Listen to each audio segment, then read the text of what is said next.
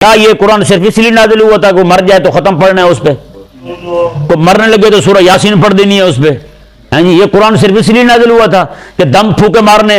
قرآن صرف اس لیے نازل ہوا تھا آپ جیلی عاملوں کے پاس چلے جائیں تو وہ یہی سمجھتے ہیں کہ پورا قرآن آیا ہی دم پھونک کے لیے ہیں، پورا قرآن دم پھونک کے لیے آیا؟ یار کس لیے قرآن آیا تھا جو آج ہم کام لے رہے ہیں؟ اس سے انکار نہیں ہے کہ قرآن کریم شفا ہے، ہاں جی، شفا دو طرح کی، ایک شفا جو ہے نا یہ جسمانی مادی مرض جو ہے، اور دوسری شفا جو ہے نا کفر اور شرک سے بھی قرآن شفا دیتا ہے، بلکہ پہلی شفا وہی ہے۔ قرآن نازل ہی بندے انسانوں کے لیے اس لیے ہوا ہے تاکہ اللہ تبارک و تعالی لوگوں کے شرک اور کفر کو دور کر کے ان کو ایمان والی شفا عطا فرمائے، ان کو توحید والی شفا عطا فرمائے۔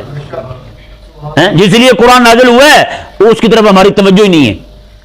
آج جو قرآن کا منہج ہے دعوت کا، اس کی طرف ہماری کوئی توجہ نہیں، میں پکی بات کر رہا ہوں۔